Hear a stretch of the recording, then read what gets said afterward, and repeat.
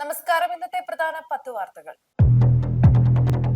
ജമ്മു കശ്മീരിലെ ബന്ദിപ്പോറ ജില്ലയിൽ സുരക്ഷാ സേനയും ഭീകരവാദികളും തമ്മിലുണ്ടായ ഏറ്റുമുട്ടലിൽ ലഷ്കർ ഇ തോയ്ബ കമാൻഡർ അൽതാഫ് ലലി കൊല്ലപ്പെട്ടു. കുൽനാർ ബസിപോര ഏരിയയിൽ ഭീകരവാദികൾ ഒളിച്ചിരിപ്പുണ്ടെന്ന വിവരം കിട്ടിയതിനെ തുടർന്ന് പ്രദേശത്ത് സുരക്ഷാ സേന പരിശോധന നടത്തുന്നതിനിടെയാണ് ഏറ്റുമുട്ടലുണ്ടായത്. ഭീകരർ സൈന്യത്തിന് നേരെ വെടിയുതിർത്തതോടെ സൈന്യവും തിരികെ വെടിവെക്കുകയായിരുന്നു. ഇതിനിടെയാണ് ലഷ്കർ കമാൻഡറെ വധിച്ചത്. ഏറ്റുമുട്ടലിനിടെ 2 സുരക്ഷാ സേനാംഗങ്ങൾക്കും പരിക്കേറ്റിട്ടുണ്ട്. കശ്മീരിൽ ഭീകരരുടെ വെടിയേറ്റ് വീരമൃത്യു വരിച്ച ഇടപ്പള്ളി സ്വദേശി എൻ രാമചന്ദ്രന് വിട ചൊല്ലി നാട്.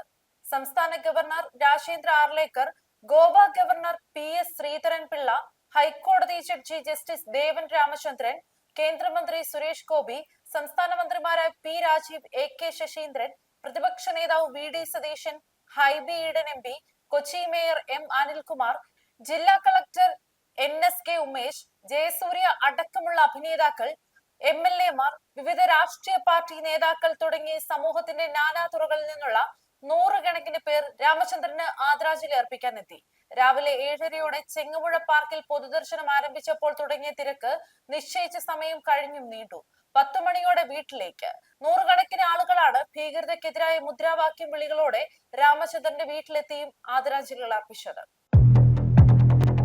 സ്വാതന്ത്ര്യ സമര സേനാനികളെ അപമാനിക്കരുതെന്ന് രാഹുൽ ഗാന്ധിയോട് സുപ്രീം കോടതി. VD സവർക്കറിനെതിരെ അപകീർത്തി പരാമർശം നടത്തിയെന്ന കേസിലാണ് സുപ്രീം കോടതി രാഹുൽ ഗാന്ധിക്ക് താക്കീത് നൽകിയത്. കേസിൽ വിചാരണ കോടതി പുറപ്പെടുവിച്ച സമൻസ് സുപ്രീം കോടതി സ്റ്റേ ചെയ്തു. ജസ്റ്റിസ് ദീപങ്കർ ദത്തയും ജസ്റ്റിസ് മൻമോഹനും അടങ്ങുന്ന ബെഞ്ചാണ് കേസ് പരിഗണിച്ചത്. മഹാരാഷ്ട്രയിൽ സവർക്കർ ആരാധിക്കപ്പെടുന്ന ആളാണെന്ന് സുപ്രീം കോടതി ചൂണ്ടിക്കാണിച്ചു. ഇത്തരം പരാമർശങ്ങൾ നടത്തുമ്പോൾ അനന്തരഫലങ്ങൾ നേരിടേണ്ടി വരുമെന്നും കോടതി. ISRO മുൻ ചെയർമാനും പശ്ചിമഘട്ട സംരക്ഷണ റിപ്പോർട്ടിന്റെ പുനഃപരിശോധനയ്ക്ക് നിയോഗിക്കപ്പെട്ട കമ്മീഷന്റെ ചെയർമാനുമായിരുന്ന ഡോക്ടർ K കസ്തൂരി രംഗൻ അന്തരിച്ചു. അന്ത്യം 84-ാം വയസ്സിൽ ബംഗളൂരുവിൽ. വാർദ്ധക്യ സഹജമായ അസുഖങ്ങളെ തുടർന്ന് ചികിത്സയിലായിരുന്നു.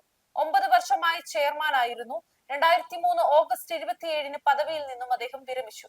രാജ്യസഭാംഗ, ആസൂത്രണ കമ്മീഷൻ അംഗം, JNU vice chancellor, Rajasthan central university vice chancellor തുടങ്ങിയ നിലകളിലും പ്രവർത്തിച്ചിട്ടുണ്ട്. താമരശ്ശേരിയിൽ 10ാം ക്ലാസ് വിദ്യാർത്ഥിയായ ഷഹബാസിനെ കൊലപ്പെടുത്തിയ കേസിലെ കുറ്റാരോപിതരായ 6 വിദ്യാർത്ഥികളുടെ ജാമ്യാപേക്ഷ തള്ളി ഹൈക്കോടതി.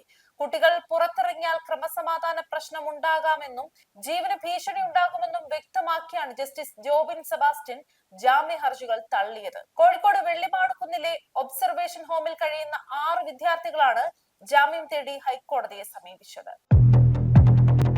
ഫ്രാൻസിസ് മാർപ്പാപ്പയെ അവസാനമായി കാണാൻ മണിക്കൂറുകളിൽ എത്തിയത് 10,000. വത്തിക്കാൻ സമയം ഇന്ന് വൈകിട്ട് 7 വരെയാണ് പൊതുദർശനം അനുവദിക്കുക. അതായത് ഇന്ത്യൻ സമയം 10:30 വരെ. 3 ദിവസം കൊണ്ട് ലക്ഷക്കണക്കിന് ആളുകൾ എത്തിയെന്നാണ് കണക്ക്. നാളെ ഉച്ചയ്ക്ക് 1:30-ന് ആരംഭിക്കുന്ന സംസ്കാര കുർബാനയിൽ ലോക നേതാക്കൾ അടക്കം പങ്കെടുക്കും. തുടർന്ന് സെന്റ് മേരീസ് മേജർ ബസിലിക്കയിലാണ് സംസ്കരിക്കുക. ഫ്രാൻസിസ് മാർപ്പാപ്പയുടെ സംസ്കാരം പ്രമാണിച്ച് നാളെ ഇന്ത്യയിൽ ദേശീയ ദുഃഖാചരണം പ്രഖ്യാപിച്ചു. രാജ്യത്തുടനീളം ദേശീയ പതാക പാതി താഴ്ത്തിക്കെട്ടണം. ഔദ്യോഗിക പരിപാടികളെല്ലാം ഒഴിവാക്കും. സാമൂഹിക പ്രവർത്തക മേധ പട്കർ അറസ്റ്റിൽ. Delhi lieutenant governor VK Saxena നൽകിയ മാനനഷ്ട കേസിലാണ് അറസ്റ്റ് രേഖപ്പെടുത്തിയത്. 24 വർഷം പഴക്കമുള്ള കേസിൽ സാകേത് കോടതിയിലാണ് അറസ്റ്റ് വാറന്റ് പുറപ്പെടുവിച്ചത്. ഇന്ന് ഉച്ചയോടെ മേധ പട്കറെ ഡൽഹിയിലെ സകേത് കോടതിയിൽ ഹാജരാക്കി. 2000-ലാണ് കേസിന് ആസ്പദമായ സംഭവം ഉണ്ടാകുന്നത്. ഗുജറാത്ത് സർക്കാരിന്റെ സർദാർ സരോവർ പദ്ധതി അന്ന് ഗുജറാത്തിൽ NGO നടത്തുകയായിരുന്ന VK സക്സേന പിന്തുണച്ചിരുന്നു.